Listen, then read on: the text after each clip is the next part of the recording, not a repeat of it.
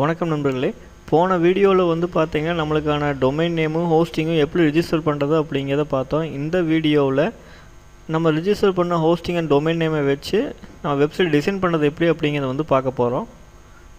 வீடியோவில் சொன்ன மாதிரியே வந்து பார்த்தீங்கன்னா உங்களுக்கு நீங்கள் ஒன்ஸ் நீங்கள் ரிஜிஸ்டர் பண்ணதையுமே உங்களுக்கு cPanel லாகின் டீட்டெயில்ஸ் வந்து உங்களுக்கு மெயில் வந்திருக்கும்.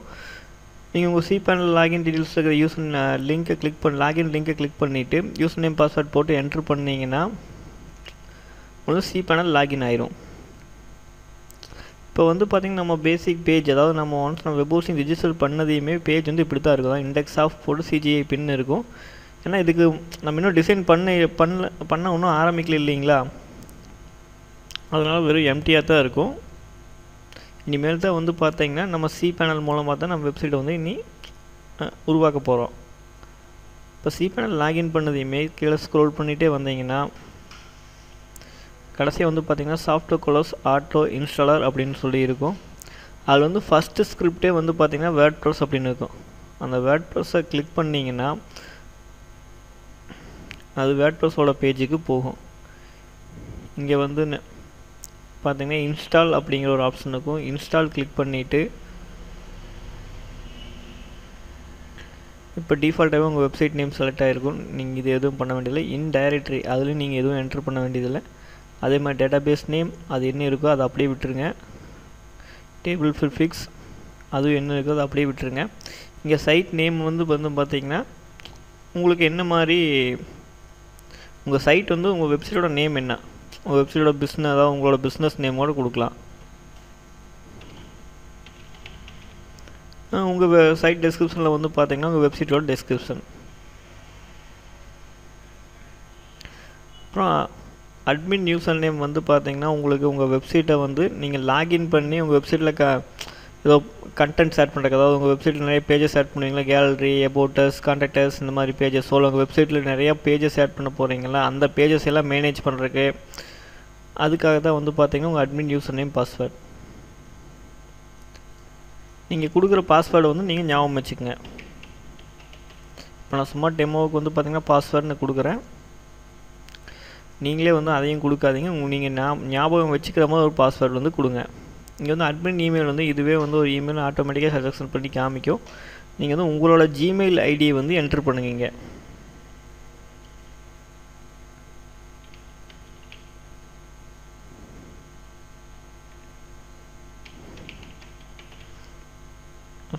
உங்கள் இங்கே ஜிமெயில் ஐடி என்ட்ரு பண்ணிவிட்டு அதுக்கப்புறம் வந்து பார்த்தீங்கன்னா இல்லை ஸ்க்ரோல் பண்ணி வாங்க. ஸ்க்ரோல் பண்ணி வந்துட்டு நீங்கள் இந்த தீம்ஸில் எதுவுமே பண்ண வேண்டியதில்லை. இங்கே இன்ஸ்டால் கொடுத்தீங்கனாலே வந்து பார்த்தீங்கன்னா உங்கள் வெப்சைட் வந்து இன்ஸ்டால் ஆக ஆரம்பிச்சிடும். நம்ம வெப்சைட்டை இன்ஸ்டால் பண்ணுறது தான் வந்து பார்த்திங்கன்னா நம்மளுக்கு ஃபஸ்ட்டு ஸ்டெப்பு.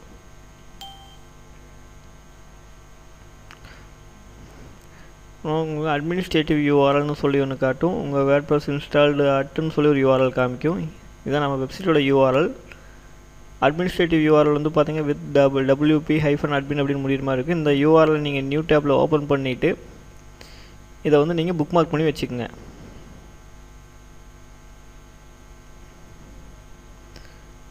இப்போ வந்து பார்த்திங்கன்னா இப்போ நம்ம இண்டெக்ஸ் ஆஃப் காமிச்சது இல்லைங்களா first,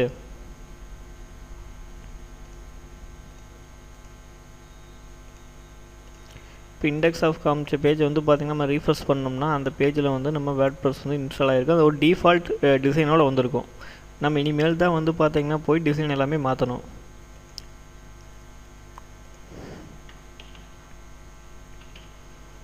admin user name password கொடுத்து நம்ம இப்போ லாகின் பண்ண போகிறோம்.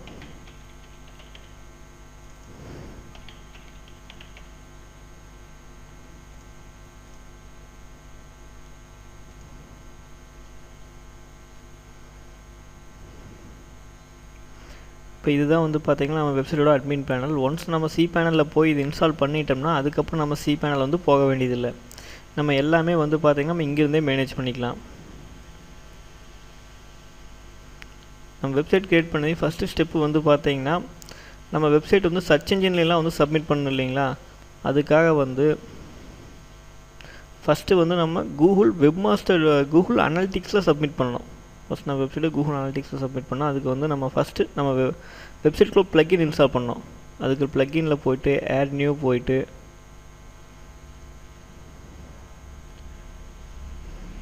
இந்த சர்ச் ப்ளக்கின்ஸில்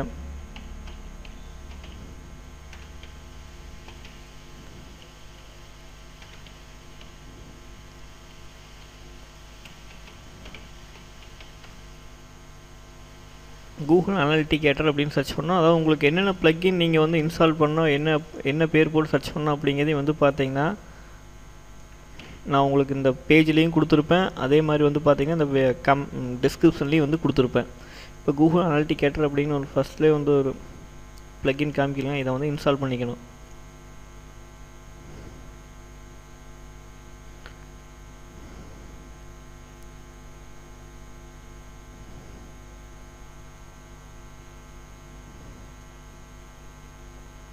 ப்ளக்கின் இன்ஸ்டால் பண்ணி நம்ம ஆக்டிவேட் பண்ணிக்கணும்.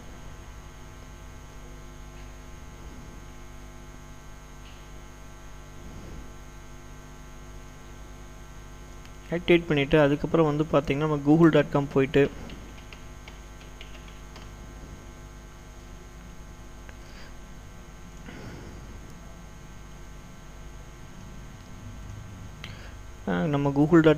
அதில் வந்து பார்த்திங்கன்னா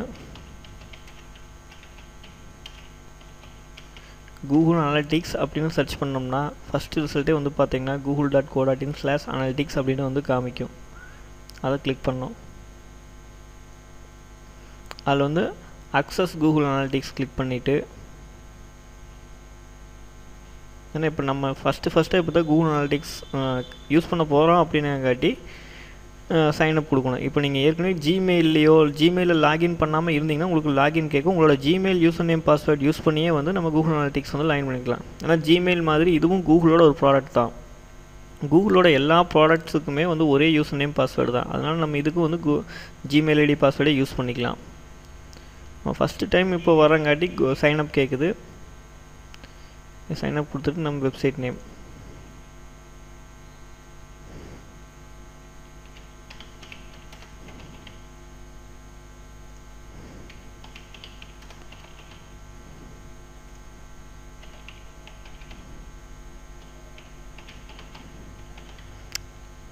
இங்கே வந்து பார்த்திங்கன்னா நம்ம வெப்சைட்டோட இன்ட்ரெஸ்ட் ஏதாவது நம்ம வெப்சைட் எதை பற்றினது, நம்ம வெப்சைட்டோட யூஆர்எல், நம்ம வெப்சைட்டோட நேமு, நம்ம கண்ட்ரி,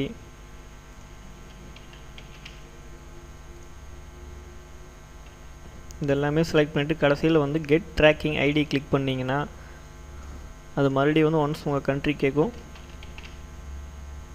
மறுபடியும் நம்ம கண்ட்ரி செலக்ட் பண்ணிவிட்டு இந்தியா செலக்ட் பண்ணிவிட்டு ஐ அக்செப்ட் கொடுத்தோம்னா அது நெக்ஸ்ட் பேஜுக்கு போகும்.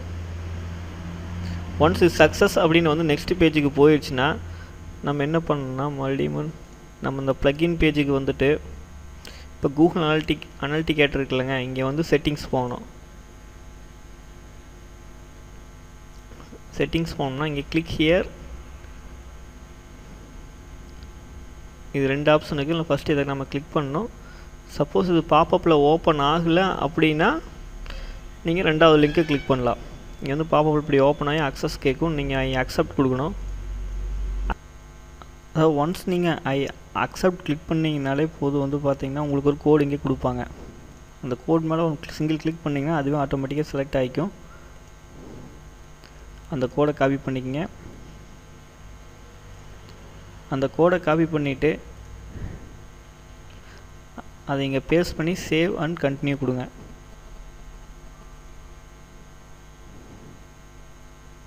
கண்டினியூ கொடுத்தீங்கன்னா Google analytics is currently disabled அப்படின்னு வரும். இங்கே வந்து பார்த்தீங்கன்னா அதை என்ன டிசபிள்டு அப்படிங்கிறத எனேபிள்டு அப்படின்னு கிளிக் பண்ணிவிட்டு ஸ்க்ரோல் பண்ணி அது சேவ் சேஞ்சஸ் கொடுங்க. ஒன்ஸ் இது சேவ் ஆயிடுச்சுன்னா நம்மளுக்கு அந்த வார்னிங் வந்து காமிக்காது. இப்போ நம்ம வெப்சைட்டில் வந்து பார்த்தீங்கன்னா கூகுள் அனலிட்டிக்ஸ் வந்து சேவ் ஆயிடுச்சு. இந்த கூகுள் அனலிட்டிக்ஸ் எதுக்கு அப்படின்னு வந்து பார்த்தீங்கன்னா நம்ம வெப்சைட்டை வந்து ஒரு நாளைக்கு எவ்வளோ விசிட்டர்ஸ் பார்த்துருக்காங்க, எந்தெந்த கண்ட்ரீஸ்லேருந்து பார்த்துருக்காங்க, எவ்வளோ பேர் பார்த்துருக்காங்க, எல்லா ஸ்டாட்டிக்ஸுமே அதில் வந்து நம்ம கூகுள் அனலிட்டிக்ஸில் வந்து பார்த்துக்கலாம். இப்போ நெக்ஸ்ட் ஸ்டெப்பு வந்து பார்த்திங்கன்னா நம்ம வெப்சைட்டுக்குள்ளே கூகுள் வெப்மாஸ்டர் டூல்ஸ் ஆட் பண்ணணும்.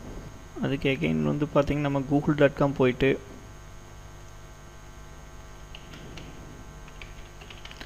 வெப்மாஸ்டர் டூல்ஸ் அப்படின்னு வந்து நம்ம google.comல சர்ச் பண்ணோம். இல்லை அதுவும் ஃபஸ்ட் ரிசல்ட்டாகவே வரும் கூகுள் வெப்மாஸ்டர் டூல்ஸ் அப்படின்னு.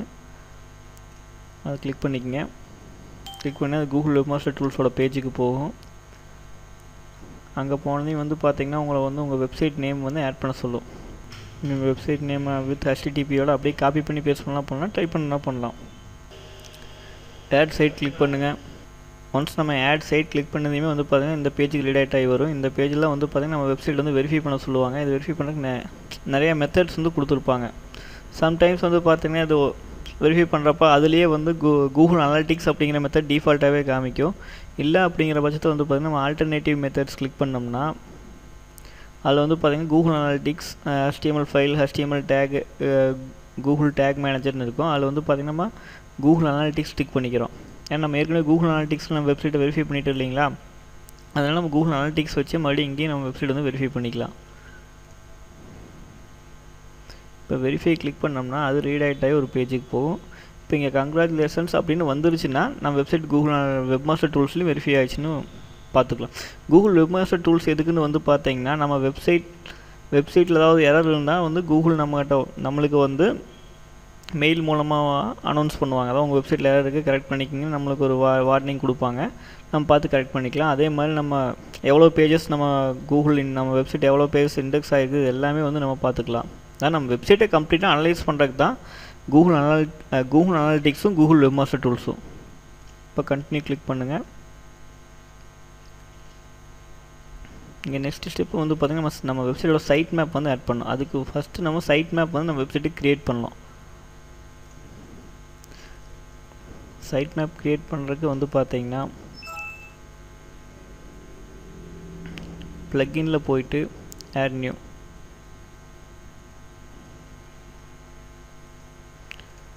நியூ ப்ளக்கின் போயிட்டு அதில் வந்து பார்த்திங்கன்னா வேர்ட்பிரஸ் SEO by Yoast அப்படின்னு டைப் பண்ணோம்.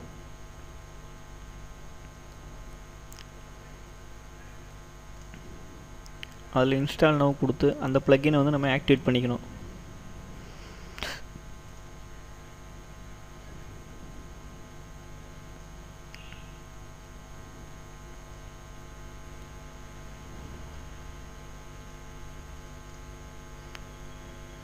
அந்த ப்ளக்கின் ஆக்டிவேட் பண்ணி வந்து பார்த்திங்கன்னா நம்ம கீழே ஸ்க்ரோல் பண்ணி வந்தோம்னா லெஃப்ட் சைடில் வந்து பார்த்திங்கன்னா SEO அப்படிங்கிற ஒரு புதுசாக ஒரு ஆப்ஷன் வந்திருக்கும். அந்த SEO மேலே கர்சரை கொண்டு போனோம்னாலே வந்து பார்த்திங்கன்னா இங்கே வந்து XML சைட் மேப்ஸ் அப்படிங்கிறது காமிக்கும். அந்த XML சைட் மேப்ஸ் கிளிக் பண்ணி இந்த சைட் மேப்பை தான் வந்து பார்த்திங்கன்னா நம்ம ஆட் பண்ண போகிறோம். இப்போ அது மேலே ரைட் கிளிக் பண்ணிவிட்டு open link in new tab கொடுத்த மாதிரி நியூ டேப்பில் வந்து பார்த்திங்கன்னா வரல. அதாவது இந்த ப்ளக்கினும் வந்து பார்த்திங்கன்னா ஒரு இம்பார்ட்டன்ட் ப்ளக்கின் தான். நம்ம வெப்சைட்டுக்கு SEO ஸ்டேட்டஸ் காமிக்கிறதுக்கான ப்ளக்கின்னு. இந்த ப்ளக்கின்லேயே வந்து பார்த்திங்கன்னா நம்மளுக்கு சைட் மேப் வந்துடும். இப்போ சைட் மேப் இந்த ப்ளக்கின் மூலம் வராத பட்சத்தில் நம்ம இதுக்கு சைட் மேப்புக்குன்னு தனியாக ஒரு ப்ளக்கின் வந்து இன்ஸ்டால் பண்ணிக்கலாம். மறுபடியும் ப்ளக்கின் ஆட் நியூ ப்ளக்கின் கொடுக்குறோம்.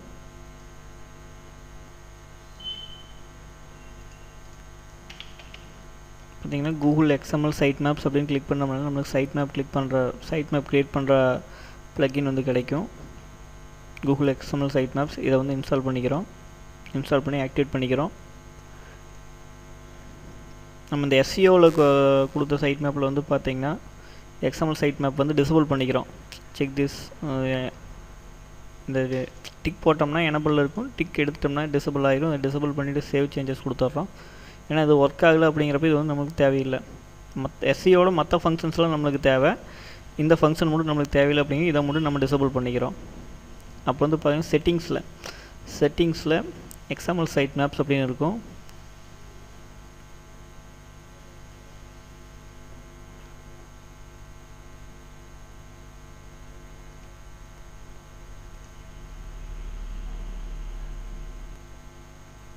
இதுதான் வந்து நம்ம சைட் மேப் URL. நம்ம சைட் மேப் வந்து இப்படி தான் டிஸ்பிளே ஆகும்.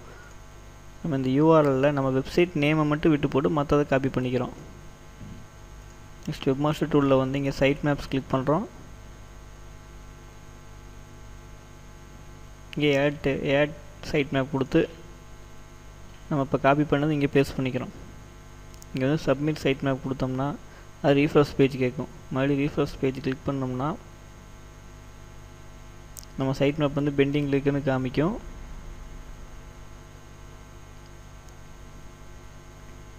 அது வந்து பார்த்திங்கன்னா உங்களுக்கு கொஞ்சம் நேரம் கழித்து உங்களுக்கு அது கூகுள் வெரிஃபை பண்ணதையுமே நம்ம சைட் மேப்பில் வந்து எவ்வளோ பேஜஸ் இண்டெக்ஸ் ஆகிருக்குது எல்லாமே காமிக்கணும். அதாவது நம்ம சைட்லேருந்து கூகுளில் எவ்வளோ பேஜஸ் இண்டெக்ஸ் ஆகிருக்குது எல்லாமே இங்கே பார்த்துக்கலாம். இதுக்கப்புறம் வந்து பார்த்திங்கன்னா நம்ம சைட் மேப்லேயோ மற்ற எந்த ப்ளக்கினோ வந்து நம்ம இன்ஸ்டால் பண்ண வேண்டியதில்லை. இப்போ டேரெக்டாக வந்து நம்ம வெப்சைட்டில் வந்து பேஜஸ் ஆட் பண்ணுறது எப்படி, போஸ்ட் ஆட் பண்ணுறது எப்படி, அதே மாதிரி வந்து பார்த்திங்கன்னா தீம்ஸ் டிசைன்ஸ் மாற்றுறது எப்படி அப்படிங்கிறது இப்போ பார்க்க போகிறோம். ஃபஸ்ட்டு திங் வந்து பார்த்திங்கன்னா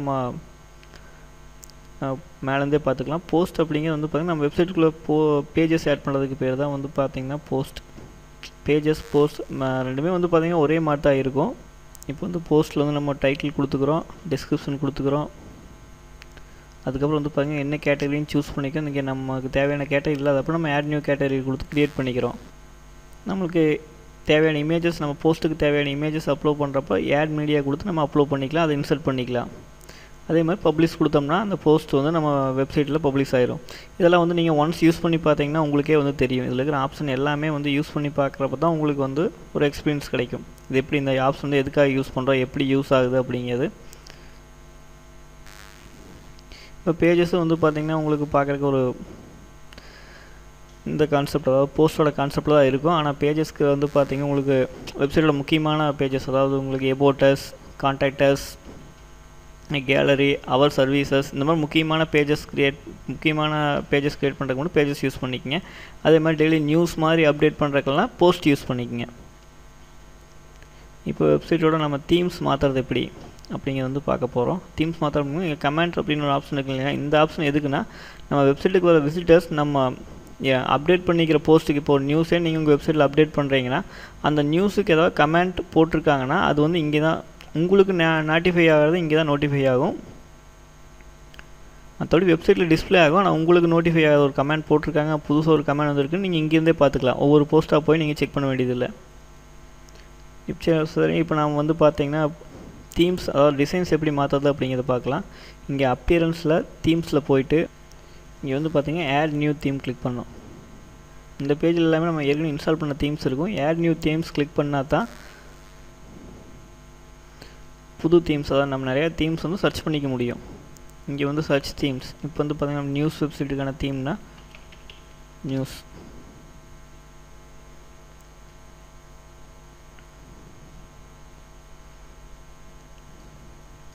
இந்த இமேஜை வந்து பார்த்திங்கன்னா ப்ரிவ்யூ காமிக்கும். நம்மளுக்கு என்ன தீம் வேணுமோ அது ஜஸ்ட் நம்ம இன்ஸ்டால் பண்ணுறது மூலமாக இன்ஸ்டால் பண்ணிக்கலாம். அதுக்கப்புறம் ஒரு சில தீம்ஸ் வந்து அவங்களே தீம் ஆப்ஷன்ஸ் வந்து கொடுத்துருப்பாங்க. ஒரு சில தீம்ஸில் வந்து எக்ஸ்ட்ரா ஏதாவது தீமுக்கு வந்து ப்ளக்கின்ஸ் வந்து இன்ஸ்டால் பண்ண சொல்லுவாங்க. அது மேக்ஸிமம் எல்லா தீமே வந்து பார்த்திங்கன்னா தீம் ஆப்ஷன்ஸ் கொடுத்துருப்பாங்க. அதாவது ஃப்ரண்ட் பேஜ் வந்து நல்லா வர மாதிரி செட் பண்ணுறக்கு, அதில் இருக்கிற ஆப்ஷன்ஸை சேஞ்ச் பண்ணுறக்கு, அதுக்கெல்லாம் வந்து பார்த்திங்கன்னா தீம் ஆப்ஷன்ஸ்னே வரும். ஒரு சில இது தீம் ஆப்ஷன்ஸ் வந்து பார்த்திங்கன்னா உங்களுக்கு அப்பியரன்ஸுக்கு கீழேயே வந்து இங்கே ஒரு மெனுவாட்டம் வந்துடும். ஒரு சில தீம் ஆப்ஷன்ஸ் தனியாகவே தீம் ஆப்ஷன்ஸ்னு சொல்லி வரும். இங்கேருந்து உங்களுக்கு என்ன தீம் வேணுமோ அதை கிளிக் பண்ணி ஜஸ்ட் ஒன் கிளிக்கில் இன்ஸ்டால் பண்ணிக்கலாம். இதுதான் உங்கள் வெப்சைட் எப்படி டிஸ்பிளே ஆகும், அதாவது அந்த தீம் இன்ஸ்டால் பண்ணதுக்கப்புறம் எப்படி டிஸ்பிளே ஆகும் அப்படிங்கிறதுக்கான ப்ரிவியூஸ் தான் இந்த இமேஜஸ்.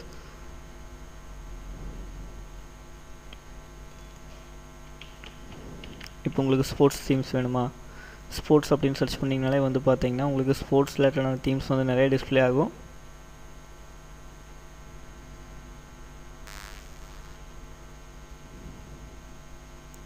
உங்களுக்கு எது ரிலேட்டடான தீம்ஸ் வேணுமோ அது ஜஸ்ட் நீங்கள் சர்ச் பண்ணாலே டிஸ்பிளே ஆகும். நம்ம பார்த்து அதில் ப்ரிவியூவும் நம்ம இங்கேயே வந்து பார்த்துக்கலாம். இங்கேயே ப்ரிவியூவும் வந்து அந்த டீட்டெயில்ஸ் அண்ட் ப்ரிவியூ கிளிக் பண்ணிங்கன்னா அதுவே ப்ரிவியூ டிஸ்பிளே ஆகும். இந்த தீம் வந்து உங்களுக்கு எப்படி வரும் அப்படிங்கிறதுக்கான ப்ரிவியூ வந்து டிஸ்பிளே ஆகும். மற்றபடி நீங்கள் இப்போ ஒரு நாள் நீங்கள் இந்த ஆப்ஷன்ஸ் எல்லாமே யூஸ் பண்ணி பார்த்தீங்கன்னா தான் உங்களுக்கு கம்ப்ளீட்டாக புரியும் இது எப்படி யூஸ் பண்ணுறது அப்படிங்கிறது. மற்றபடி நீங்கள் ஒன்ஸ் ஒரு நாள் யூஸ் பண்ணி பார்த்தீங்கனாலே உங்களுக்கு அதுக்கப்புறம் ஈஸியாகிடும். ஜஸ்ட் ஒரு மொபைல் யூஸ் பண்ணுற மாதிரி தான். மொபைல் உங்களுக்கு வாங்கின புதுசில் ஒரு நாள் யூஸ் பண்ணுறதுக்கு கொஞ்சம் கஷ்டமாக இருக்குது, எங்கெங்கே என்னென்ன ஆப்ஷன்ஸ் இருக்குது அப்படிங்கிறது. அதே மாதிரி வந்து பார்த்திங்கன்னா இந்த வெப்சைட்லேயே எங்கெங்கே என்னென்ன ஆப்ஷன்ஸ் இருக்குது அப்படிங்கிறது உங்களுக்கு ஃபஸ்ட்டு ஒரு நாள் யூஸ் பண்ணாலே கஷ்டமாக இருக்குது. அப்புறம் நீங்களே கண்டுபிடிச்சிட்டிங்கன்னா அங்கே எந்த ஆப்ஷன் யூஸ் பண்ணால் என்ன ரிசல்ட் நம்மளுக்கு வருதுன்னு நீங்கள் கண்டுபிடிச்சிட்டிங்கன்னா உங்களுக்கு அது ஈஸியாகிடும். இப்போ உங்களுக்கு இதுக்கு மேலே இந்த இதில் ஏதாவது டவுட்ஸ் இருந்ததுன்னா நீங்கள் எனக்கு கால் பண்ணலாம். என் மொபைல் நம்பர் வந்து பார்த்தீங்கன்னா இந்த வீடியோலையும் கொடுத்துருப்பேன், இங்கே இந்த பேஜ்லேயும் கொடுத்துருப்பேன். அதே மாதிரி வந்து பார்த்திங்கன்னா இந்த வீடியோவோட டிஸ்கிரிப்ஷன்லேயும் நான் வந்து கொடுத்துருப்பேன். இப்போ நீங்கள் என்ன டவுட் இருந்தாலும் கமெண்ட்ஸ் மூலமாக கூட கேட்கலாம். நான் வந்து உங்களுக்கு ஹெல்ப் வந்து கமெண்ட்ஸ் மூலமாக கூட பண்ணுவேன். இதுக்கப்புறம் வந்து பார்த்திங்கன்னா இன்னும் நிறையா வீடியோஸ் வந்து நான் அப்டேட் பண்ணிகிட்டே தான் இருப்பேன். என் சேனலை சப்ஸ்கிரைப் பண்ணிட்டீங்கன்னா நான் இதுக்கப்புறம் அப்டேட் பண்ணுற எல்லா வீடியோஸும் உங்களுக்கு இமெயில் மூலமாகவே வந்துடும். நான் இன்னொரு வீடியோவில் நம்ம சந்திக்கலாம். நன்றி, வணக்கம்.